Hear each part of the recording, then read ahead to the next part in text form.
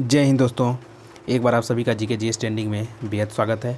आज हम दोस्तों आप लोगों के साथ झारखंड का सीजीएल का जो मॉडल प्रैक्टिस सेट है दोस्तों, वो प्रैक्टिस सेट नंबर 4 होगा। ठीक है, तो आप लोग वीडियो के अंत तक बने रहिएगा, वीडियो को पूरा देखिएगा दोस्तों। ठीक है, और जहाँ भी प्रॉब्लम लगेगा आप लोग कमेंट करके बताइएगा। तो चलिए दोस्तों, जो भी चैनल पर नए होंगे चैनल को सब्सक्राइब कर लीजिएगा, बेल आइकन को दबाइएगा ताकि आपको हमारे नए वीडियो का अपडेट सही टाइम पर मिल जाए। ठीक है, तो चलिए दोस्तों हम स्टार्ट करते हैं आज का सेशन। देखिए, सबसे पहला प्रश्न आज का है दोस्तों, देख लीजिए जी। चलिए देखिए, पहला प्रश्न क्या है दोस्तों। पहला प्रश्न झारखंड सामान्य ज्ञान से होगा। ठीक है, पहला प्रश्न कि झारखंड बजट 2022-23 के अनुसार, ठीक है, बजट का सर्वाधिक अनुपात किस क्षेत्र में खर्च करने की योजना है। जी हाँ दोस्तों, तो ये शिक्षा के क्षेत्र में है। ठीक है, तो झारखंड बजट 2022-23 के अनुसार बजट का जो सबसे ज़्यादा जो अनुपात है दोस्तों, वो शिक्षा के क्षेत्र में दिया जाएगा। 2022-23 का बजट है दोस्तों, ये 22-23। ठीक है, चलिए प्रश्न नंबर 2 देखिए। जी हाँ दोस्तों, प्रश्न नंबर 2 कि झारखंड के कुश्ती खिलाड़ी की तस्वीर को भारतीय खेल प्राधिकरण ने लखनऊ सेंटर में लगाने की घोषणा की है दोस्तों। तो ये चंचला कुमारी का दोस्तों, किसका? चंचला कुमारी, जो कि पहलवान है दोस्तों। जी हाँ दोस्तों, भारतीय खेल प्राधिकरण ने, ठीक है, लखनऊ सेंटर में जो चंचला कुमारी पहलवान है, इनकी तस्वीर लगाने की घोषणा की है दोस्तों। याद रखिएगा, चंचला कुमारी का संबंध किस खेल से है दोस्तों? तो पहलवानी करती हैं। ठीक है, चलिए प्रश्न नंबर 3 कि झारखंड में सिंगल यूज प्लास्टिक पर पॉलीथीन पर, ठीक है, प्रतिबंध कब से लगाया गया है दोस्तों? तो ये लगाया गया है 1 जुलाई 2022 से। जी हाँ दोस्तों, 1 जुलाई 2022 से। चलिए प्रश्न नंबर 4 देखिए कि राजमहल के पास से गुजरने वाली 25 डिग्री अक्षांश रेखा को किस नाम से जाना जाता है दोस्तों? तो इसको कहा जाता है हिंज रेखा। इसको क्या कहा जाता है दोस्तों? हिंज रेखा। जी हाँ दोस्तों, राजमहल के पास से गुजरने वाली 25 डिग्री अक्षांश रेखा को दोस्तों हिंज रेखा के नाम से जाना जाता है। देखिए दोस्तों, कर्क रेखा 23.5 डिग्री दक्षिणी दोस्तों, उत्तरी 23.5 डिग्री उत्तरी जो है दोस्तों, उसको हम लोग कर्क रेखा के नाम से जानते हैं, जो कि झारखंड की राजधानी रांची से गुजरता है। और झारखंड में दोस्तों ये कुल 5 झारखंड के कुल 5 जिलों से भी कर्क रेखा गुजरता है, या फिर झारखंड के राजधानी से दोस्तों गुजरता है, जो कि रांची है। और दोस्तों विषुवत रेखा क्या है दोस्तों? तो 0 डिग्री। जी हाँ दोस्तों, जिसको कि मीडिएटर हम लोग बोलते हैं, 0 डिग्री जो रेखा है उसको विषुवत रेखा बोलते हैं। और मकर रेखा दोस्तों 23.5 डिग्री दक्षिणी को मकर रेखा बोला जाता है दोस्तों। ठीक है, 23.5 डिग्री दक्षिणी को। चलिए प्रश्न नंबर 5 देखिए। प्रश्न नंबर 5 में क्या है कि झारखंड के अधिकांश खनिज पदार्थ निम्न में से किस सेल में पाए जाते हैं? जी हाँ दोस्तों, तो ये पाए जाते हैं आर्कियन सेल में। किस सेल में दोस्तों? आर्कियन सेल, याद रखिएगा, आर्कियन सेल। तो झारखंड के अधिकांश खनिज पदार्थ आर्कियन सेल में पाए जाते हैं। प्रश्न नंबर 6 देखिए। प्रश्न नंबर 6 कि निम्न में से कौन सही सुमेलित नहीं है? जी हाँ दोस्तों, कौन सा इसमें सही सुमेलित नहीं है? तो देखिए, जैसे कि दोस्तों आपका हो गया छोटा नागपुर की रानी या फिर पहाड़ों की मल्लिका नेतरहाट को कहा जाता है, तो ये सही है दोस्तों। ठीक है, कि छोटा नागपुर की रानी या फिर पहाड़ों की मल्लिका नेतरहाट को कहा जाता है। इसी तरह से झारखंड का शिमला या फिर शहीदों का नगर रांची को कहा जाता है दोस्तों। ठीक है, याद रखिएगा कि झारखंड का शिमला किसको कहा जाता है? रांची को। और शहीदों का नगर भी रांची को ही कहा जाता है। कारखानों का शहर या फिर इस्पात नगरी, ठीक है, ये जमशेदपुर को कहा जाता है दोस्तों। किसको? जमशेदपुर को। याद रखिएगा दोस्तों कि कारखानों का शहर, ठीक है, जमशेदपुर, या फिर इस्पात नगरी जमशेदपुर को ही कहा जाता है। और झारखंड का जो दोस्तों झारखंड का शेफील्ड है दोस्तों, झारखंड का शेफील्ड कोराम्बे को नहीं कहा जाता दोस्तों, बल्कि बोकारो को कहा जाता है। किसको कहा जाता है? बोकारो को कहा जाता है। याद रखिएगा, झारखंड का शेफील्ड के नाम से बोकारो को जाना जाता है दोस्तों, याद रखिए। और दोस्तों जो कोराम्बे है, कोराम्बे क्यों प्रसिद्ध है दोस्तों? तो कोराम्बे जो है झारखंड के गुमला जिला में स्थित है। ठीक है, और झारखंड के गुमला जिला में दोस्तों स्थित है इसलिए चूँकि झारखंड के जो कोराम्बे है दोस्तों, ठीक है, इसको हल्दी घाटी के नाम से जाना जाता है। ठीक है, कोराम्बे को छोटा नागपुर की हल्दी घाटी के नाम से जाना जाता है, इसलिए कोराम्बे फेमस है। लेकिन झारखंड का जो शेफील्ड है, यह झारखंड के बोकारो जिला में स्थित है। कहाँ पे है? झारखंड का बोकारो जिला, जो कि भेंडरा में है। ठीक है, चलिए झारखंड का सर्वाधिक कोयला उत्पादन। प्रश्न नंबर 7 कि झारखंड का सर्वाधिक कोयला उत्पादक क्षेत्र कौन सा है? तो झारखंड का जो सबसे ज़्यादा कोयला उत्पादक क्षेत्र है दोस्तों, ठीक है, ये दामोदर घाटी क्षेत्र है दोस्तों। कौन सा है? दामोदर घाटी क्षेत्र। याद रखिएगा कि झारखंड का सर्वाधिक कोयला उत्पादक क्षेत्र दामोदर घाटी क्षेत्र है। चलिए प्रश्न नंबर 8 देखिए कि झारखंड में सर्वप्रथम पीतल बनाने का कारखाना कब स्थापित किया गया था दोस्तों? तो सबसे पहले ये 1930 में स्थापित हुआ दोस्तों। कब स्थापित हुआ? 1930 में। जी हाँ दोस्तों, झारखंड में। तो झारखंड में मतलब झारखंड में दोस्तों सबसे पहले जो पीतल बनाने का जो कारखाना है, ठीक है, 1930 में स्थापित हुआ। कब हुआ? 1930 में, पीतल बनाने का दोस्तों, याद रखिएगा। प्रश्न नंबर 9 देखिए, देखिए, इंडस्ट्रीज खान और भूविज्ञान विभाग के अनुसार झारखंड एकमात्र निर्माता किसका है दोस्तों? तो झारखंड जो है दोस्तों एकमात्र निर्माता है प्राइम कोकिंग कोल दोस्तों, बोकारो में दोस्तों। कहाँ पे है? बोकारो में, प्राइम कोकिंग कोल। ठीक है, इसके बारे में एक बार सुनिए दोस्तों कि जो इस इंडस्ट्रीज है, खान है या फिर भूविज्ञान विभाग के अनुसार झारखंड प्राइम कोकिंग कोल का एकमात्र निर्माता है। और झारखंड जो दोस्तों देश का एकमात्र ऐसा राज्य है जिसके पास कि दोस्तों प्राइम कोकिंग कोल है, जिसे कि धो करके या फिर बिना धोए सीधे, ठीक है, मेटालर्जिकल के लिए दोस्तों, कोक बनाने के लिए, ठीक है, कोक ओवन में दोस्तों, ओवन में उसको डाल दिया जाता है। चलिए, प्रश्न नंबर 10 कि 7 जनजातीय जिलों के औद्योगिक विकास हेतु प्रयासरत झारखंड के स्वायत्त निकाय का नाम क्या रखा गया है दोस्तों? तो इसका जो नाम रखा गया है दोस्तों, रांची औद्योगिक क्षेत्र विकास प्राधिकरण। इसका नाम क्या रखा गया दोस्तों? कि रांची औद्योगिक क्षेत्र विकास प्राधिकरण। सही आंसर इसका क्या होगा? ए होगा। चलिए, प्रश्न नंबर 11 देखिए दोस्तों। प्रश्न नंबर 11 कि रामगढ़ राजवंश के संबंध में इनमें से कौन सा कथन गलत है दोस्तों? ठीक है, तो गलत कथन को बताना है। किसके बारे में? तो रामगढ़ राजवंश के बारे में कुछ जो कथन इसमें गलत होगा, 4 कथन जो दिए हुए हैं, तो उसमें से गलत कथन को बताना है दोस्तों। पहला कथन क्या है कि इसका स्थापना 1368 ईस्वी में बागदेव सिंह द्वारा किया गया था। जी हाँ दोस्तों, सही है कि रामगढ़ जो राज्य है दोस्तों, इसका स्थापना 1368 ईस्वी में राजा बागदेव सिंह के द्वारा किया गया था।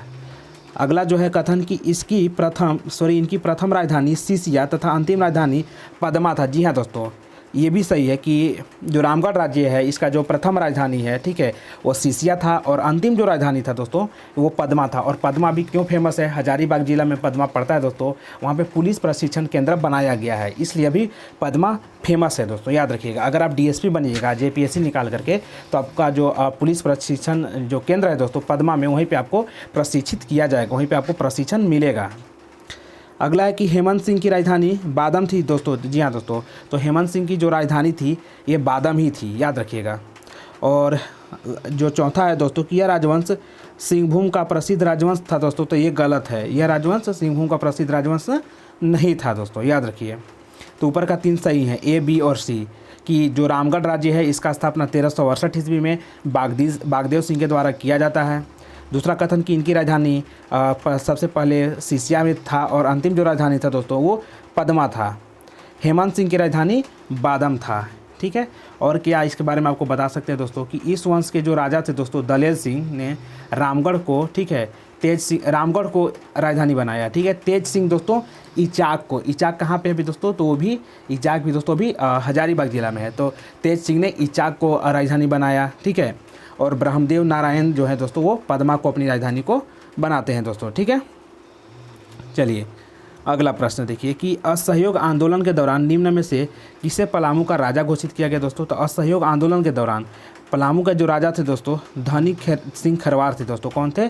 धनी सिंह खरवार। याद रखिएगा दोस्तों कि असहयोग आंदोलन के दौरान, ठीक है, केड़ गांव के निवासी आदिवासी नेता धनी सिंह खरवार को पलामू का राजा घोषित किया गया था। और धनी सिंह खरवार के नेतृत्व में ही पलामू में असहयोग आंदोलन का प्रारंभ हुआ था। श्री गणेश हुआ था किसके द्वारा? धनी सिंह खरवार के द्वारा।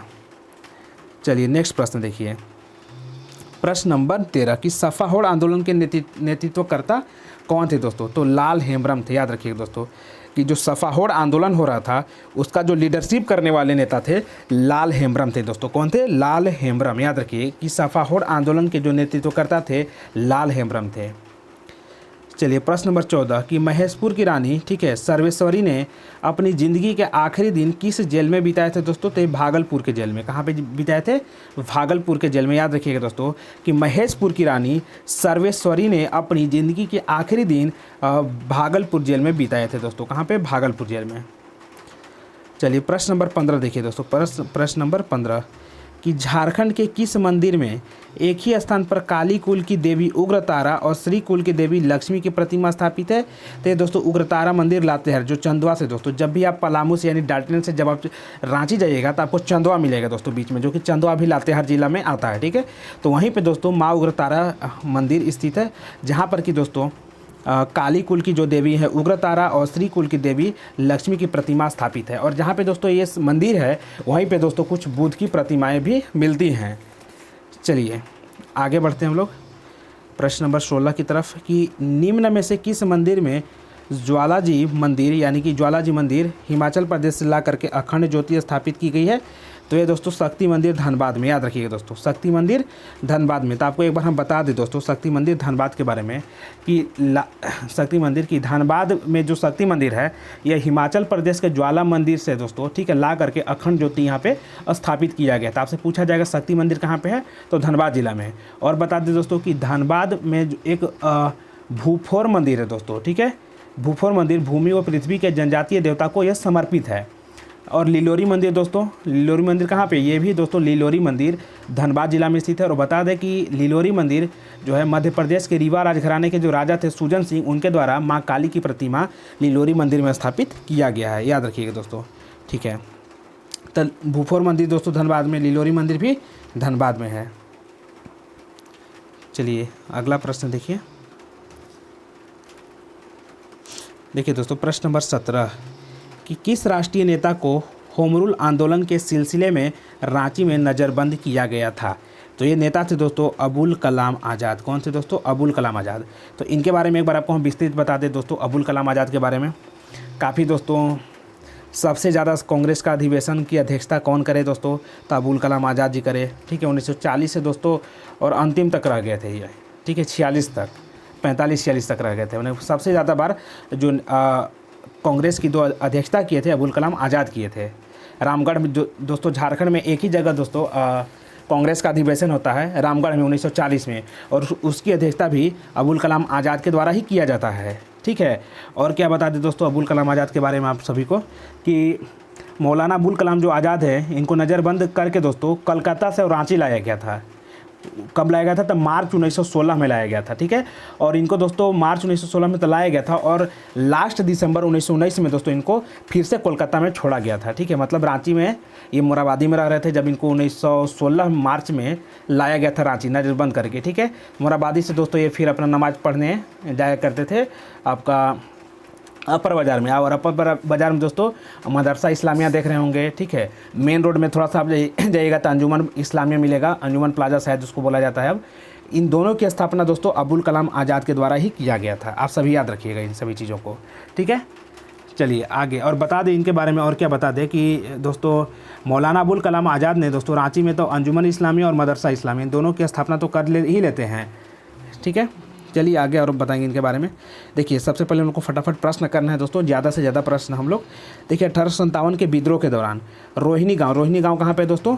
तो झारखंड के देवघर जिला में। ठीक है, तो 1857 के विद्रोह के दौरान रोहिणी गांव में तैनात 32वीं रेजिमेंट सेना का कमान किसके हाथों में था दोस्तों? तो ये था दोस्तों आपका मैकडोनाल्ड के हाथ में। किसके हाथों में? मैकडोनाल्ड के हाथों में। याद रखिएगा दोस्तों कि 1857 के विद्रोह के दौरान रोहिणी गांव में तैनात 32वीं रेजिमेंट सेना का कमान, ठीक है, मैकडोनाल्ड के हाथ में था। चलिए प्रश्न नंबर 19, कि निम्न में से कौन सा कथन सत्य है दोस्तों? मतलब सही कथन को बताना है यहाँ पे आपको। ठीक है, देखिए दोस्तों सही कथन यहाँ पे कि असम के क्रांतिकारी आंदोलन का झारखंड पर गहरा प्रभाव पड़ा था दोस्तों, गलत है। दुमका में गोल्डन लीग की स्थापना की गई थी, ये भी गलत है। ठीक है, सिलेरबाड़ी नामक मकान से 1916 में बम बनाने की सामग्रियाँ मिली दोस्तों, तो ये भी गलत है। ठीक है, इसका सही आंसर देखिए दोस्तों डी होना चाहिए कि देवघर स्थित आर मित्रा हाई स्कूल के प्रिंसिपल शांति कुमार बख्शी क्रांतिकारियों को प्रशिक्षण देते थे दोस्तों। बहुत सही आंसर है दोस्तों, बहुत सही। ठीक है, एकदम VVI है दोस्तों कि देवघर स्थित आर मित्रा हाई स्कूल के जो प्रिंसिपल थे शांति कुमार बख्शी, वो क्रांतिकारियों को, ठीक है, प्रशिक्षण दिया करते थे कि हम लोग को अंग्रेजों से कैसे लड़ना है। ठीक है, क्रांतिकारी को, जो हमारे क्रांतिकारी बच्चे लोग थे, ठीक है, नवयुवक लोग थे, उनको पूरा ये उत्साह बढ़ाते थे, मोटिवेट करते थे। ठीक है, तो ये याद रखिएगा आप लोग।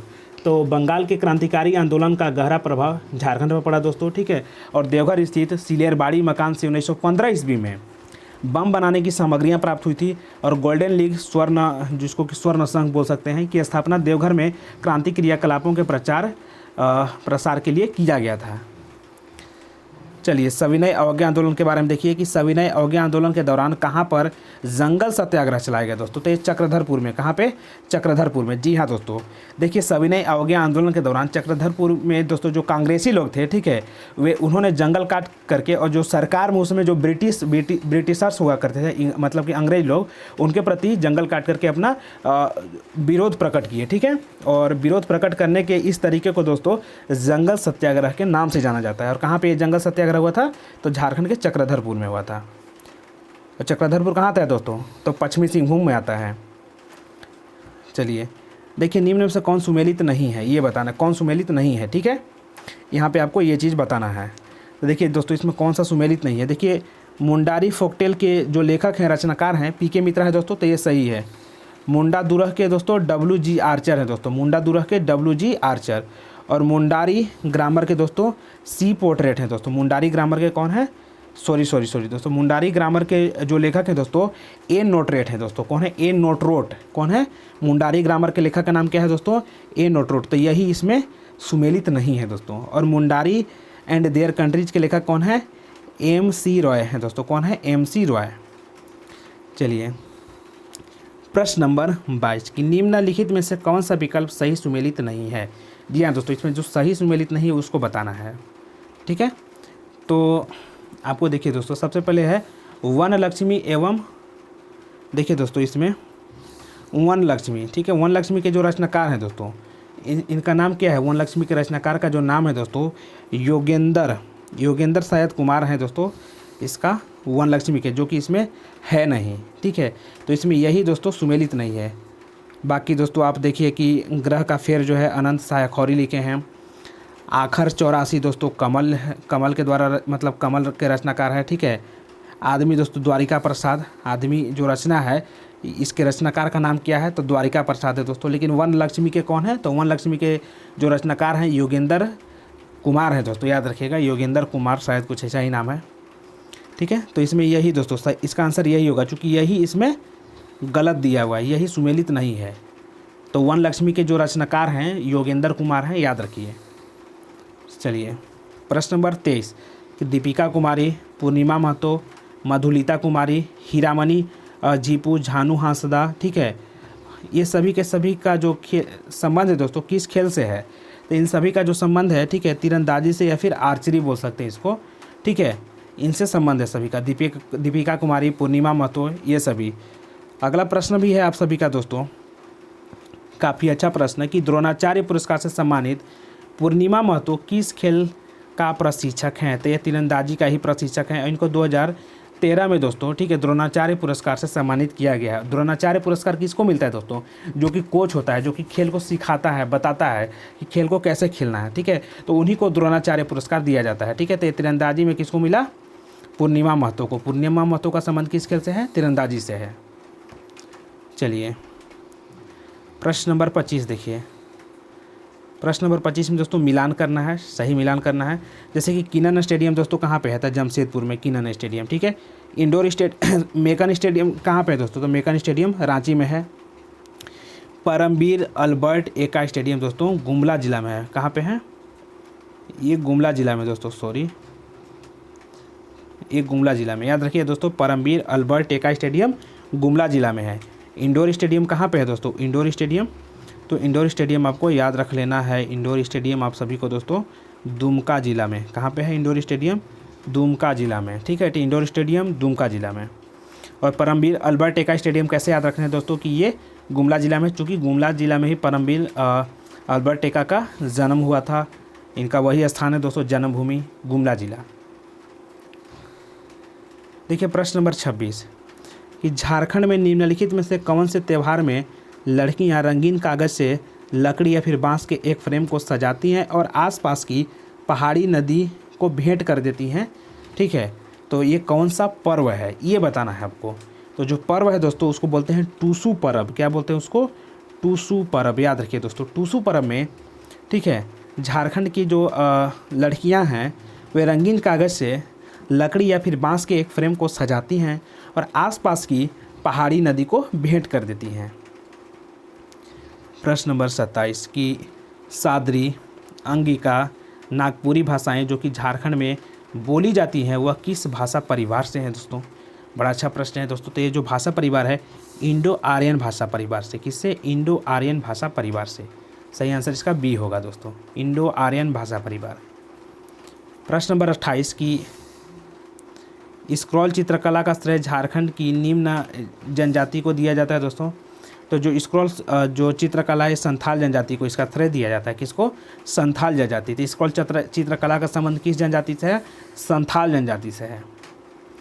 प्रश्न नंबर 29 देखिए दोस्तों। प्रश्न नंबर 29 की मुंडा गांव में पंचायत की बैठक को, पंचायत जहां पे पंचायत की बैठकी होती है दोस्तों, उसको अखड़ा नाम से जाना जाता है। किस नाम से?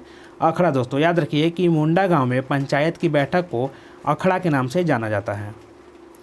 प्रश्न नंबर 30 देखिए कि झारखंड राज्य का निम्नलिखित में से कौन सा पुरुष प्रधान नृत्य है दोस्तों? तो झारखंड में दोस्तों छऊ नृत्य है दोस्तों। कौन सा? छऊ नृत्य। जी हाँ दोस्तों, जो छऊ सॉरी दोस्तों, छऊ नृत्य नहीं होकर के बल्कि पाइका नृत्य होगा दोस्तों।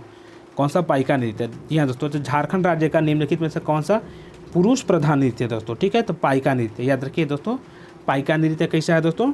तो पुरुष प्रधान नृत्य। तो झारखंड राज्य में आदिवासियों द्वारा जो किया जाने वाला है पाइका नृत्य, यह पुरुष प्रधान नृत्य है। और इस नृत्य का प्रदर्शन अतिथियों एवं बारातियों के स्वागत या फिर शोभा यात्रा के समय जनजातियों के द्वारा किया जाता है। चलिए प्रश्न नंबर 31 कि केंद्री क्या है दोस्तों? केंद्री। ठीक है, केंद्री क्या है? तो जो केंद्री है दोस्तों, केंद्री संथालों का प्रिय वाद्य यंत्र है दोस्तों। क्या है?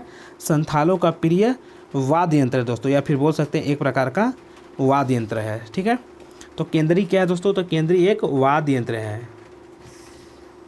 चलिए प्रश्न नंबर 32 कि झारखंड के पहले मुख्यमंत्री कौन से राजनीतिक दल से थे दोस्तों? तो भारतीय जनता पार्टी या फिर बीजेपी से। तो जो बाबूलाल मरांडी थे, ठीक है, झारखंड के पहले मुख्यमंत्री, उनका जो पार्टी था दोस्तों बीजेपी या फिर भारतीय जनता पार्टी था। प्रश्न नंबर 33 कि राज्य विधानसभा का गठन संविधान के किस अनुच्छेद के तहत किया जाता है दोस्तों? तो विधानसभा का गठन संविधान के अनुच्छेद 170 के तहत किया जाता है। चलिए प्रश्न नंबर 34 है दोस्तों कि बिरसा हरित ग्राम योजना के बारे में सत्य कथन को चुनें। जी हाँ दोस्तों, बिरसा हरित ग्राम योजना के बारे में सही कथन को चुनना है। तो देखिए इधर दोस्तों कि इस योजना के तहत अगले कुछ महीने में 5 करोड़ से अधिक फल देने वाले पौधे लगाए जाने की उम्मीद जताई जा रही है दोस्तों। जी हाँ दोस्तों, तो सही है कि जो बिरसा हरित ग्राम योजना है, इसके तहत अगले कुछ महीनों में 5 करोड़ से अधिक फल देने वाले पौधे को मतलब पौधे को दोस्तों लगाया जाएगा। ठीक है, और क्या है कि इस योजना से प्रत्येक परिवार को 3 वर्ष के बाद इन पौधों से लगभग 50,000 रुपये की वार्षिक आय प्राप्त होने का अनुमान लगाया जा रहा है। तो ये भी सही है। अगला है कि मनरेगा के तहत 25 करोड़ मानव दिवस का दोस्तों 25 करोड़ मानव दिवस का सृजन है। ठीक है, तो दोस्तों ये भी सही है, इसमें इसका भी सृजन है। और क्या है दोस्तों कि इस योजना का उद्देश्य वनीकरण हेतु दोस्तों मतलब वन लगाने के लिए 2 लाख एकड़ से अधिक उपयुक्त सरकारी प्रति भूमि का उपयोग किया जाएगा इसमें। तो ये भी सही है। चलिए प्रश्न नंबर 35 कि लाडली लक्ष्मी योजना का आरंभ झारखंड सरकार द्वारा कब किया जाता है दोस्तों? तो 2011 में, यानी 15 नवंबर 2011 को। जी हाँ दोस्तों, लाडली लक्ष्मी योजना का आरंभ झारखंड सरकार के द्वारा 15 नवंबर 2011 ईस्वी को किया जाता है। सही आंसर सी होगा। चलिए प्रश्न नंबर 36 देखिए। प्रश्न नंबर 36 कि जीवन आशा योजना समान कल्याण विभाग झारखंड सरकार द्वारा प्रारंभ की गई है। इस योजना का उद्देश्य क्या है दोस्तों? तो इस योजना का जो उद्देश्य है दोस्तों बाल कुपोषण को नियंत्रित करना, यानी टू कंट्रोल, ठीक है, बाल कुपोषण। याद रखिए दोस्तों कि जीवन आशा योजना समाज कल्याण विभाग झारखंड सरकार के द्वारा प्रारंभ की गई है। तो इस योजना का जो उद्देश्य है, ऑब्जेक्टिव्स हैं, बाल कुपोषण पर नियंत्रण रखना। ठीक है, प्रश्न नंबर 37 दोस्तों कि मुद्रा योजना की शुरुआत प्रधानमंत्री श्री नरेंद्र मोदी ने किस स्थान से किया था दोस्तों? तो जो मुद्रा योजना का जो शुभारंभ है दोस्तों, ये झारखंड के दुमका जिला से किया जाता है। कहाँ से किया जाता है? दुमका जिला। तो मुद्रा योजना की शुरुआत प्रधानमंत्री नरेंद्र मोदी ने झारखंड के दुमका जिला से करते हैं। प्रश्न नंबर 38 कि बैगा जनजाति सामान्यतः दोस्तों ये किन क्षेत्रों में पाई जाती हैं? तो जो बैगा जनजाति है दोस्तों, जी हाँ दोस्तों, जो बैगा जनजाति है सर्वाधिक जो इनकी संख्या है, ठीक है, ये हजारीबाग के क्षेत्र में है। कहाँ पे है दोस्तों? हजारीबाग के क्षेत्र में। याद रखिएगा दोस्तों, कहाँ पे है? हजारीबाग। चलिए, शायद दोस्तों बैगा जनजाति हजारीबाग या फिर चतरा में आप बोल सकते हैं इसको, चतरा जिला में, ठीक है। लेकिन यहाँ पे प्रश्न क्या है दोस्तों कि बैगा जनजाति सामान्यतः किस क्षेत्रों में नहीं पाई जाती है? तो दोस्तों ये सिंहभूम के क्षेत्र में नहीं पाई जाती है। कहाँ पे? सिंहभूम के क्षेत्र में। और पाई जाती है दोस्तों चतरा जिला में। कहाँ पे सबसे ज़्यादा जो बैगा जनजाति है पाया जाता है? चतरा जिला में। और नहीं पाया जाता है सिंहभूम के क्षेत्र में दोस्तों, ठीक है। चलिए, प्रश्न नंबर 39 की जनजातीय अर्थव्यवस्था का मूलाधार क्या है दोस्तों? तो जो जनजातीय व्यवस्था है इनका जो मूलाधार है दोस्तों कृषि है दोस्तों। क्या है? कृषि, फार्मिंग। प्रश्न नंबर 40 कि मुंडा जनजाति के लोग स्वयं को क्या कहते हैं दोस्तों? तो जो मुंडा जनजाति के लोग हैं दोस्तों वे स्वयं को क्या कहना पसंद करेंगे? होड़ोक। क्या कहेंगे? होड़ोक। और इनकी जो भाषा है दोस्तों होड़ोक जगर है। क्या है? होड़ो जगर। इनकी भाषा क्या है मुंडा जनजाति की? होड़ो जगर।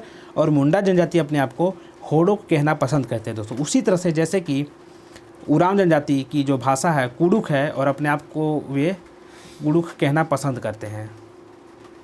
चलिए, अब सामान्य अध्ययन से देखेंगे हम लोग प्रश्न को कि वर्तमान में संयुक्त राष्ट्र महासभा यानी कि यूनाइटेड नेशन जनरल असेंबली के जो अध्यक्ष हैं उनका नाम क्या है दोस्तों? तो उनका नाम है अब्दुल्ला शाहिद। उनका नाम क्या है? अब्दुल्ला शाहिद। नेक्स्ट प्रश्न नंबर 42 कि हाल ही में गीतांजलि जो श्री हैं, गीतांजलि श्री, उनको किस उपन्यास के लिए मैन बुकर अंतर्राष्ट्रीय पुरस्कार 2022 प्रदान किया गया दोस्तों? तो इनका जो बुक था दोस्तों टॉम्ब ऑफ सैंड। क्या दोस्तों? टॉम्ब ऑफ सैंड, ठीक है।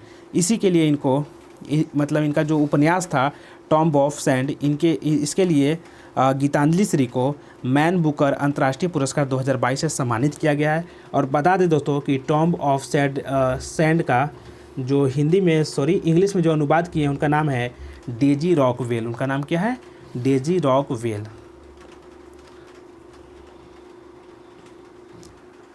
देखिए दोस्तों, हम लोग अब आगे देखते हैं, ठीक है।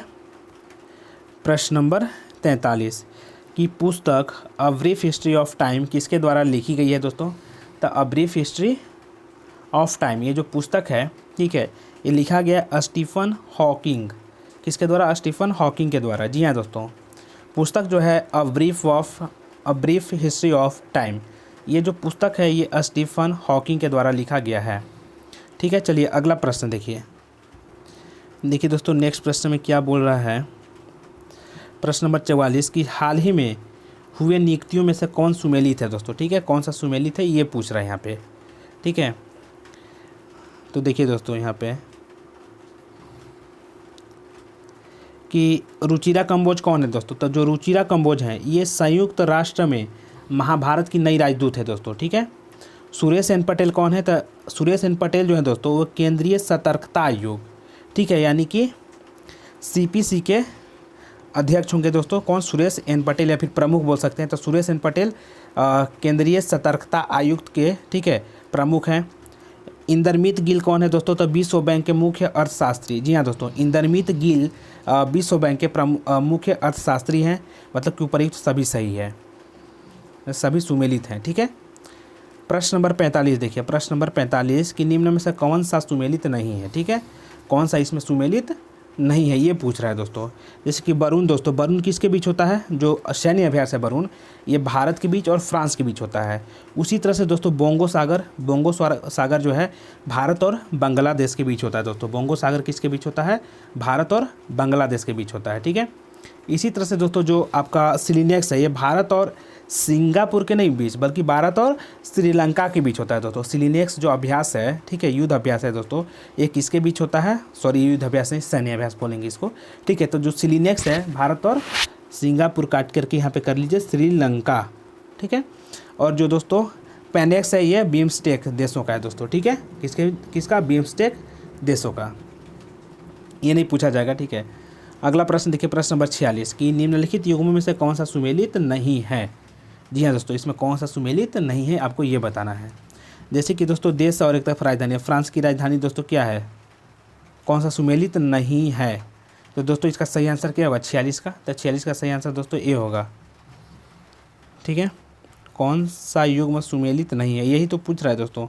तो इटली का रोम है दोस्तों, ठीक है। नॉर्वे का दोस्तों ये भी नहीं है। फ्रांस की राजधानी जो दोस्तों फ्रांस की राजधानी पेरिस है, तो ये भी दोस्तों यहाँ पे तो दो हो जाएगा कि फ्रांस की राजधानी दोस्तों पेरिस हो जाएगा, नॉर्वे की राजधानी दोस्तों ओस्लो हो जाएगा, तो ये भी गलत है यहाँ पे दोस्तों, ये भी गलत है, ठीक है। कि नॉर्वे की राजधानी ओस्लो है। हंगरी का बुडापेस्ट, ये सही है दोस्तों, हंगरी की राजधानी बुडापेस्ट, ये सही है।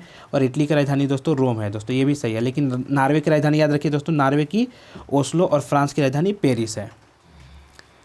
चलिए प्रश्न नंबर 47 कि इनमें से किस देश की मुद्रा रुपया है दोस्तों। तो सेशेल्स की भी मुद्रा रुपया है और नेपाल की भी मुद्रा क्या है? रुपया, यानी कि सही आंसर इसका सी होगा। चलिए प्रश्न नंबर 48 कि हाल ही में खबरों में रहा हम्बनटोटा बंदरगाह किस देश में स्थित है जिन पर चीन का अधिकार है दोस्तों। तो जो हम्बनटोटा जो बंदरगाह है दोस्तों, हम्बनटोटा बंदरगाह ये दोस्तों श्रीलंका का है दोस्तों, जो कि 99 साल के लिए लीज पर दे दिया है चीन को, ठीक है। चलिए प्रश्न नंबर 49 देखिए दोस्तों, प्रश्न नंबर 49 कि कौन सा सुमेलित नहीं है, ये बताना है यहाँ पे कि कौन सा सुमेलित नहीं है दोस्तों। तो हिंदी भाषा का देवनागरी है दोस्तों, तो ये सही है। हिंदी भाषा की जो लिपि है देवनागरी है। उसी तरह से दोस्तों अंग्रेजी भाषा की जो लिपि है ये ग्रीक ना होकर के रोमन होगा। तो सही आंसर इसका यही होगा दोस्तों, चूँकि इसमें कौन सा सुमेलित नहीं है ये बताना था। तो अंग्रेजी भाषा की जो लिपि है दोस्तों रोमन है दोस्तों, क्या है? रोमन। पंजाबी की दोस्तों जो लिपि है गुरुमुखी, ये भी सही है, ठीक है, ये भी सही है। हिंदी का देवनागरी और संथाली का ओलचिकी लिपि है दोस्तों। संथाली भाषा का जो लिपि है ओलचिकी लिपि 1941 में दोस्तों कोई मुर्मू था, उन्हीं के द्वारा प्रारंभ किया गया था, याद अभी नहीं आ रहा है, ठीक है। चलिए प्रश्न नंबर 50 देखिए, प्रश्न नंबर 50 कि महात्मा बुद्ध के संबंध में निम्नलिखित कथनों में से कौन सा सही है दोस्तों। महात्मा बुद्ध के संबंध में सही कथन को यहाँ पे बताना है आपको। जैसे कि उन्होंने बोध गया में ज्ञान प्राप्त किया था दोस्तों, बताइए कि उन्होंने बोध गया में ज्ञान की प्राप्ति की थी, ये बताइए। तो सही है दोस्तों कि उन्होंने बोध गया में ज्ञान की प्राप्ति की थी। उन्होंने वैदिक धर्म को अस्वीकार कर दिया था। तो जी हाँ दोस्तों, उन्होंने वैदिक धर्म को अस्वीकार कर दिया था। उनका जन्म दोस्तों कपिलवस्तु में हुआ था, कपिलवस्तु जो कि दोस्तों अभी आपका शायद नेपाल में आता है कपिलवस्तु, तो वहीं पे हुआ था। और उन्होंने आर्य सत्य का प्रचार किया था, तो ये भी सही है। जो गौतम बुद्ध थे ये आर्य महात्मा जो बुद्ध थे, ठीक है, इन्होंने आर्य सत्य का प्रचार किया था। चलिए प्रश्न नंबर 51 देखिए, प्रश्न नंबर 51 कि सूची 1 को सूची 2 के साथ सुमेलित कीजिए एवं नीचे दिए गए कूट में सही विकल्प का चयन कीजिए दोस्तों। जैसे कि दीवाने अर्ज, ठीक है, दीवाने अर्ज जो है दोस्तों यहाँ पे दीवाने अर्ज, इसका संबंध किससे है? दीवाने अर्ज का। तो दोस्तों जो आपका दीवाने अर्ज है इसका संबंध सेना विभाग से होना चाहिए, ठीक है। किससे? सेना विभाग से। थोड़ा सा इसको ऊपर कर लेते हैं, अब शायद दिख रहा होगा दोस्तों कि दीवाने जो अर्ज है इसका जो संबंध है सेना विभाग से। कलर थोड़ा चेंज कर लेते हैं दोस्तों। जो दीवाने रिसालत है, दीवाने रिसालत ये दोस्तों धार्मिक मुद्दों से संबंधित था दोस्तों। किससे? धार्मिक मुद्दों से संबंधित था। दीवाने इंसा दोस्तों, जो दीवाने इंसा है ये दोस्तों सरकारी पत्र व्यवहार से संबंधित है, ठीक है। और दीवाने वजारत दोस्तों, दीवाने जो वजारत है दोस्तों ये वित्तीय मामला से संबंधित है। किससे? वित्तीय मामला। जी हाँ दोस्तों, दीवाने जो वजारत है ये वित्तीय मामला से संबंधित है। चलिए प्रश्न नंबर 52, प्रश्न नंबर 52 है दोस्तों कि सूची 1 को सूची 2 से, ठीक है, सुमेलित करना है हमको, ठीक है। देखिए दोस्तों यहाँ पे सुमेलित कि आपका यहाँ पे बख्त खां है, ठीक है। तो बख्त खां कहाँ के राजा था दोस्तों? कहाँ से? ये 1857 के टाइम दोस्तों लड़ाई कर रहा था। 1857 के विप्लव के नायक दोस्तों ये पूछ रहे हैं यहाँ पे, ठीक है। तो कहाँ से लड़े थे? तो बख्त खां दोस्तों दिल्ली से थे दोस्तों। बख्त खां कहाँ से थे? दिल्ली से थे। बख्त खां कहाँ से? दिल्ली से थे दोस्तों। उसी तरह से नाना साहब कहाँ से थे दोस्तों? कानपुर वाले नाना साहब, ऐसे भी जाना जाता है कानपुर। कुंवर सिंह कहाँ से अपने थे दोस्तों? कुंवर सिंह दोस्तों आपका आरा से दोस्तों, आरा वाले, ठीक है, आरा जिला उखाड़ादेव किला, ठीक है। तो कुंवर सिंह कहाँ से थे? आरा से थे, ठीक है। कि दोस्तों एक इनका दोस्तों हाथ कट गया था, फिर भी ये लड़ाई कर रहे थे। 80 साल के बूढ़ा, कौन? कुंवर सिंह बोला जाता है दोस्तों, 80 साल का बूढ़ा थे दोस्तों कुंवर सिंह। और जो मौलवी अहमदुल्ला जो थे, ये दोस्तों कहाँ से थे? अवध से थे दोस्तों। कहाँ से थे? मौलवी साहब अवध से थे। चलिए प्रश्न नंबर 53, भारत में आधुनिक शिक्षा प्रणाली की नींव किसने किससे पड़ी थी दोस्तों, ठीक है। तो 1835 के मैकाले के स्मरण पत्र से दोस्तों। तो भारत में, जी हाँ दोस्तों, भारत में आधुनिक शिक्षा प्रणाली की जो नींव रखी थी दोस्तों 1835 ईस्वी में मैकाले ने रख दी थी दोस्तों, याद रखिएगा। चलिए प्रश्न नंबर 54 है दोस्तों, देख लीजिए एक बार कि सूची 1 को सूची 2 से सुमेलित कीजिए तथा सूचियों के नीचे दिए गए कूट का प्रयोग करके दोस्तों वही है जो होता है चयन करना है, ठीक है। बस आप इम्पोर्टेंट जो चीज़ है उसको आप ध्यान में रखते जाइए कि द रेगुलेटिंग एक्ट जो 1773 है, ठीक है, द रेगुलेटिंग एक्ट 1773 ये सुप्रीम कोर्ट की स्थापना से संबंधित है दोस्तों। किससे? सुप्रीम कोर्ट की स्थापना, ठीक है, याद रखिएगा दोस्तों। 4 होगा, ठीक है। अब देखिए कलर चेंज करते हैं यहाँ पे कि अगला है दोस्तों भारतीय परिषद अधिनियम 1909, ठीक है। तो इसका जो संबंध है दोस्तों, इसका जो संबंध है सांप्रदायिक निर्वाचन प्रणाली से दोस्तों। किससे?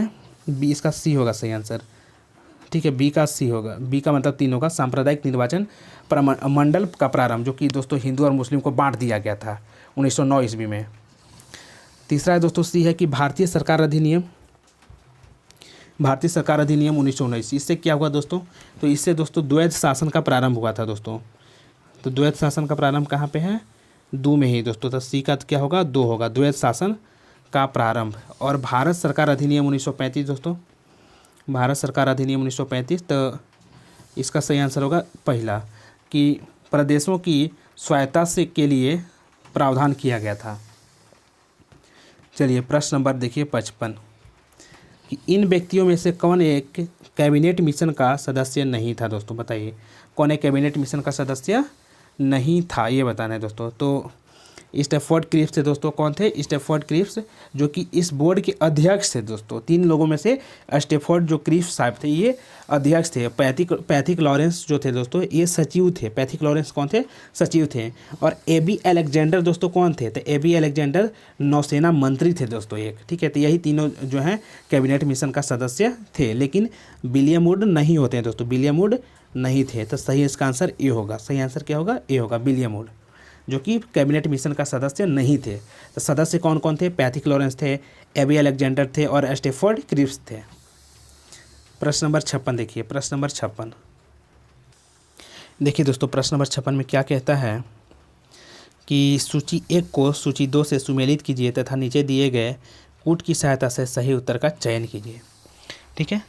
देखिए दोस्तों इसमें क्या करना है, जैसे कि सूची 1 में भारत का नियंत्रक एवं महालेखा परीक्षक दिया गया है। तो ये कितना अनुच्छेद में है दोस्तों? कैग। तो कैग दोस्तों 148 में है, बहुत बार आप लोग पढ़े होंगे, कैग 148 में है। इसी तरह से आपको देखेगा दोस्तों वित्त आयोग। वित्त आयोग दोस्तों कितना में है? तो 280 में है दोस्तों। वित्त आयोग कितना में है? अनुच्छेद 280 में है। प्रशासनिक अधिकरण दोस्तों कितना में है? तो 323 ए में दोस्तों। कितना में दोस्तों? 323 ए में। और संघ लोक सेवा आयोग दोस्तों कितना में है? तो संघ लोक सेवा आयोग ये दोस्तों आपका 315 में है। जी हाँ दोस्तों, संघ लोक सेवा आयोग 315 में है। चलिए प्रश्न नंबर 57 देखिए, निम्नलिखित में से किस निकाय या फिर किन निकायों का संविधान में उल्लेख नहीं है दोस्तों? बताइए, ठीक है, किसका संविधान में उल्लेख नहीं किया गया है ये आपसे पूछ रहा है। तो देखिए दोस्तों, क्षेत्रीय परिषद है दोस्तों, योजना आयोग और राष्ट्रीय विकास परिषद, इन सभी में से दोस्तों किसी का भी उल्लेख दोस्तों संविधान में नहीं किया गया है, यानी सही आंसर इसका डी होगा।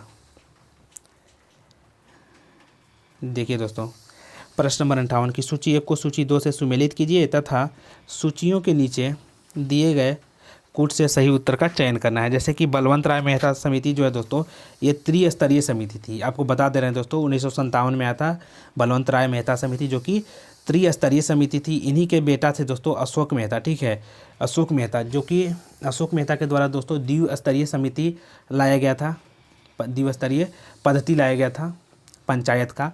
और आगे हम देख लेते हैं दोस्तों क्या क्या है दोस्तों। हाँ देखिए, LM सिंघवी दोस्तों, LM सिंघवी, इनके द्वारा जो है दोस्तों, सिंघवी के साहब के द्वारा स्थानीय स्वशासन की पद्धति दिया गया था। ठीक है, क्या है दोस्तों, स्थानीय स्वशासन की पद्धति। और GV.K. राय जो है दोस्तों, GV.K. राय, इनके द्वारा क्या किया गया था, इनके द्वारा प्रतिनिधित्व के तरीके में सुधार किया गया था। ठीक है, चलिए प्रश्न नंबर 59। प्रश्न नंबर 59 देखिए कि निम्नलिखित में से किस संविधान संशोधन अधिनियम से नगर पालिकाओं को संवैधानिक परिस्थिति की गई थी दोस्तों। तो इसका जो सही आंसर होगा, ठीक है, B, संविधान 74वां संशोधन जो कि 1992 में हुआ था दोस्तों। ठीक है, सही आंसर इसका B होगा नगर पालिका के लिए। और 73वां संविधान संशोधन आपको पता है दोस्तों, 73वां संविधान 1992 जो कि दोस्तों पंचायतों से था, याद होगा। और हम लोग हमेशा दोस्तों पंचायत दिवस 24 अप्रैल को मनाते हैं। ठीक है, पंचायती राज दिवस। ठीक है, ये क्यों मनाते हैं उस दिन हम लोग, चूँकि 24 अप्रैल 1993 से इसको लागू किया गया था। ये बात आप लोग ध्यान में रखिएगा। प्रश्न नंबर 60 में क्या है कि भारतीय रिजर्व बैंक यानी RBI के संबंध में निम्नलिखित कथनों पर विचार कीजिए। ठीक है, तो देखिए, जैसे कि वह केंद्र का बैंकर होता है, तो सही है दोस्तों। सरकार का बैंक कौन होता है दोस्तों, RBI ही होता है। सभी को पता भी है कि सरकार को जो सॉरी देख लीजिए एक बार दोस्तों, एक बार हम लोग इसको ध्यान से देखेंगे। ठीक है, ऊपर नहीं, इसको नीचे रखते हैं। ठीक है, देखिए RBI वाला, ठीक है, कि अब सरकार का बैंकर होता है, सही है। वह मौद्रिक नीति यानी कि दोस्तों मौद्रिक नीति को है दोस्तों, मौद्रिक नीति बनाता है। ठीक है दोस्तों, कौन, RBI, और यह लागू भी करता है। ये भी सही है दोस्तों कि मौद्रिक नीति को बनाता है और लागू भी करता है। ठीक है, और क्या है, वह अंतर्राष्ट्रीय मुद्रा कोष यानी कि IMF, ठीक है, के सिलसिले में सरकार के एजेंट के रूप में काम करता है। जी हाँ दोस्तों, तो ये भी सही है। और क्या है कि इसको थोड़ा ऊपर कर ले, देखिए, वह भारत सरकार के ऋण दान कार्यक्रम को संचालित करता है। ठीक है, तो सभी सही हैं दोस्तों, मतलब सही आंसर इसका C होगा। उपरोक्त सभी कथन RBI के संबंध में सही हैं। चलिए प्रश्न नंबर 61 देखिए, उदारीकरण, निजीकरण, भूमंडलीकरण की नई आर्थिक नीति घोषित की गई थी। ठीक है, उस टाइम प्रधानमंत्री कौन थे, तो PV नरसिम्हा राव। बहुत ही अच्छा प्रश्न है दोस्तों, बहुत फेमस प्रश्न है, सबको आता भी होगा। ठीक है, प्रश्न नंबर 62 की प्रच्छन्न बेरोजगारी सामान्यतः इसका मतलब क्या होता है। प्रच्छन्न बेरोजगारी, इसका मतलब होता है दोस्तों, इसका मतलब होता है लोग बड़ी संख्या में बेरोजगार रहते हैं, या फिर वैकल्पिक रोजगार उपलब्ध नहीं है, या फिर श्रमिक की सीमांत उत्पादकता शून्य है, या फिर श्रमिकों की उत्पादकता नीची है दोस्तों। तो इसका सही आंसर जो है 62 का सही आंसर दोस्तों C होगा कि श्रमिक की सीमांत उत्पादकता शून्य है दोस्तों। ठीक है, तो इसमें जो है दोस्तों कि जब किसी भी काम में जितने श्रमिक यानी कि जितने की लेबर की आवश्यकता होती है, वास्तव में उससे अधिक लोग उसमें काम करते हैं। ठीक है, तो उसको हम लोग बोल देते हैं प्रच्छन्न बेरोजगारी या फिर छिपी बेरोजगारी। ऐसे में दोस्तों हम लोग आमतौर पे हम ही लोग ऐसा करते हैं कि जैसे दोस्तों हमको एक कहीं पे खेत है दोस्तों, ठीक है, 2 कट्ठा का, अब वहाँ पे हमको गेहूँ काटना है, तो क्या होता है ना दोस्तों कि वह एक लेबर एक दिन में कर सकता है। लेकिन दोस्तों घर में क्या होता है ना कि 10 परिवार हैं, तो 10 परिवार दोस्तों हम लोग उसमें काटने चले जाएंगे। तो बताइए कि एक आदमी का काम था और ये 10 आदमी जो कर रहे हैं, ठीक है, तो कहीं न कहीं दोस्तों ये छिपी बेरोजगारी है, प्रच्छन्न बेरोजगारी है। इसको ऐसे हम लोग समझ सकते हैं। चलिए प्रश्न नंबर देखिए 63 दोस्तों कि योजना आयोग के संदर्भ में निम्नलिखित कथनों पर विचार कीजिए दोस्तों।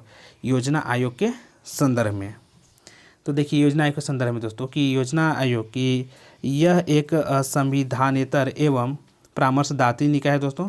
तो सही है, यह एक संविधानेतर और परामर्शदात्री निकाय है। और प्रधानमंत्री योजना आयोग के पदेन अध्यक्ष होते हैं दोस्तों। जी हाँ दोस्तों, जो पदेन अध्यक्ष का मतलब समझिए कि पद पे जो है दोस्तों वही उसका अध्यक्ष होगा। ठीक है, तो प्रधानमंत्री योजना आयोग का क्या होते हैं, अध्यक्ष होते हैं। और 1 जनवरी 2016 से योजना आयोग की जगह नीति आयोग ने जगह ली। नहीं दोस्तों, 1 जनवरी 2015 से योजना आयोग के जगह पर नीति आयोग का गठन हुआ है दोस्तों। कब से, 1 जनवरी 2015 से। मतलब कि दोस्तों प्रयुक्त सभी कथन सही हैं। नहीं दोस्तों, बल्कि इसका जो सही कथन होगा, इसका आपको हम सही कथन बताते रहे हैं, 1 और 2 होगा दोस्तों। कौन सा होगा? 1 और 2 याद रखिएगा दोस्तों, यानी कि सी। तो 1 और 2 कैसे होगा? चूँकि यह एक संविधानेतर और परामर्शदात्री निकाय है, चूँकि इसका गठन जो है दोस्तों 15 मार्च 1950 को केसी नियोगी के सिफारिश के आधार पर योजना आयोग का गठन हुआ था दोस्तों। कब हुआ था? 15 मार्च 1950 को, ठीक है, केसी नियोगी के सिफारिश पर, रिकमेंडेशन पर। और प्रधानमंत्री दोस्तों इसका पदेन अध्यक्ष होते हैं, मतलब कि जो भी प्रधानमंत्री होंगे ऑटोमेटिक दोस्तों योजना आयोग के अध्यक्ष होते थे। लेकिन दोस्तों 1 जनवरी 2016 से न, बल्कि 1 जनवरी 2015 से योजना आयोग की जगह पर अब नीति आयोग आ गया है दोस्तों। National institution for transforming India होता है इसका फुल फॉर्म। देखिए प्रश्न नंबर 64 कि इनमें से कौन खाद्य श्रृंखला का निर्माण करता है दोस्तों? बताइए कि इनमें से कौन सा खाद्य श्रृंखला का निर्माण करता है दोस्तों? तो देखिए दोस्तों इसका सही आंसर बी होगा कि सबसे पहले घास होगा दोस्तों। घास को बकरा खाएगा, और बकरा जो है दोस्तों, बकरा को कौन खाएगा दोस्तों? तो आदमी लोग खाएगा उसको, ठीक है। चलिए प्रश्न नंबर 65, निम्नलिखित में से कौन सुमेलित नहीं है दोस्तों? ठीक है, तो जैसे कि आपका काजीरंगा जो राष्ट्रीय उद्यान है दोस्तों, काजीरंगा असम में है, सही है। कार्बेट दोस्तों राष्ट्रीय उद्यान उत्तराखंड में है। बांदीपुर दोस्तों, ये दोस्तों गलत है, बांदीपुर बल्कि कर्नाटक में है दोस्तों। बांदीपुर जो राष्ट्रीय उद्यान है ये कर्नाटक राज्य में स्थित है। तो इसका सही आंसर तो दोस्तों सी होना है, चूँकि इसमें गलत ही बताना था कौन सा सुमेलित नहीं है दोस्तों। तो ये सुमेलित नहीं है, बल्कि बांदीपुर जो राष्ट्रीय उद्यान है दोस्तों तमिलनाडु में न होकर के झारखंड के झारखंड बोल रहे हैं, भारत के कर्नाटक राज्य में स्थित है। चलिए, और आपको ये तो पता ही दोस्तों कि संजय राष्ट्रीय उद्यान भारत के मध्य प्रदेश राज्य में स्थित है। चलिए प्रश्न नंबर 66 कि कर्क रेखा निम्नलिखित में से किन राज्यों से होकर के गुजरती है दोस्तों? तो कर्क रेखा आपको हम बता दें कि भारत के कुल 8 राज्यों से कर्क रेखा गुजरती है दोस्तों। गुजरात से गुजरता है, छत्तीसगढ़ से, झारखंड से, ठीक है। यानी कि इसका सही आंसर क्या होगा दोस्तों? 1 होगा, 2 होगा और 4 होगा। तो 1, 2, 4 इस ए में है दोस्तों, तो 66 का सही आंसर ए होगा। 66 का सही आंसर क्या होगा दोस्तों? ए होगा। और 8 राज्य भी हम आपको बता देंगे दोस्तों कि 8 राज्य कौन कौन सा है जहाँ से कि कर्क रेखा गुजरता है। तो सबसे पहले अगर कोई भारत, अगर दोस्तों में अपना भारत है तो अपना भारत आप सबसे पहले बनाइए। और भारत बनाने के बाद दोस्तों आप कहीं से भी पूरब से पश्चिम जाइए, फिर पश्चिम से पूरब जाइए, कुछ फ़र्क नहीं पड़ता। लेकिन हाँ आप उसको सीक्वेंस में याद रखिए। कैसे याद रखिएगा?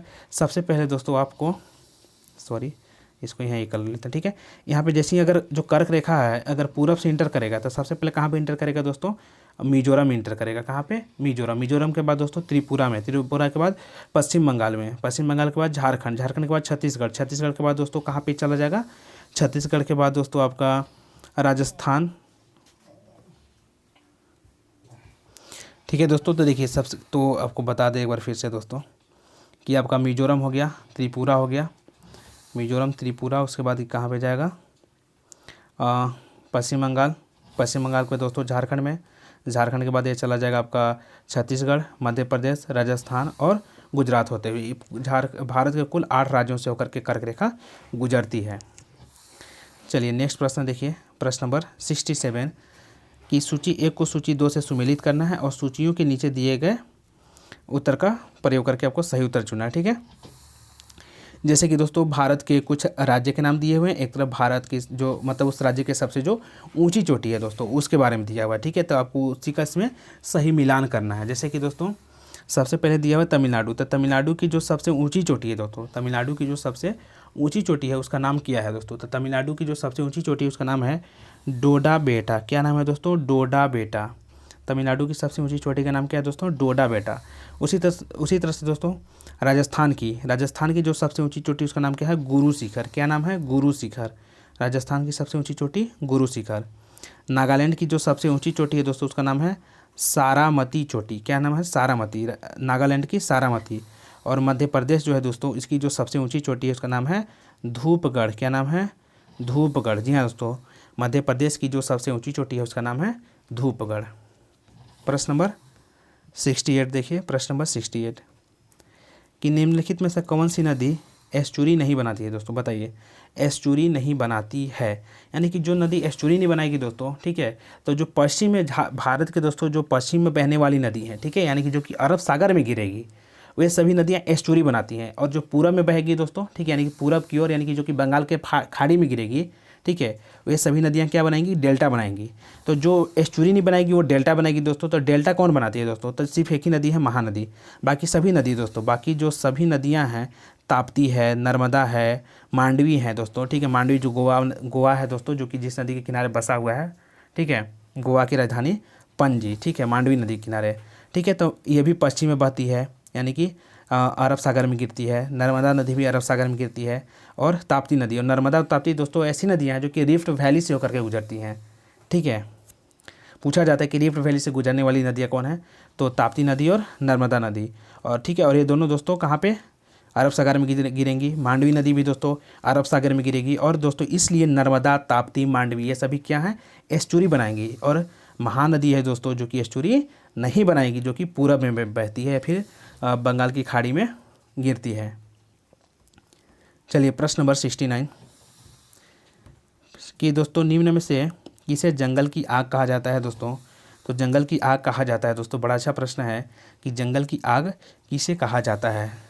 तो दोस्तों ब्यूटिया मोनोस्पर्मा, जी हाँ दोस्तों, ब्यूटिया मोनोस्पर्मा। और ब्यूटिया मोनोस्पर्मा को दोस्तों जंगल की आग तो कहा जाता है। इसे ढाक या फिर दोस्तों पलास का जो फूल है ना दोस्तों, पलास का फूल जिसको कि हम लोग बोलते हैं, ठीक है, तो उसको हम लोग जो उसका जो वैज्ञानिक नाम है ब्यूटिया मोनोस्पर्मा, इसको क्या कहा जाता है, फ्लेम ऑफ फॉरेस्ट, यानी कि जंगल का आग के नाम से इसको जाना जाता है।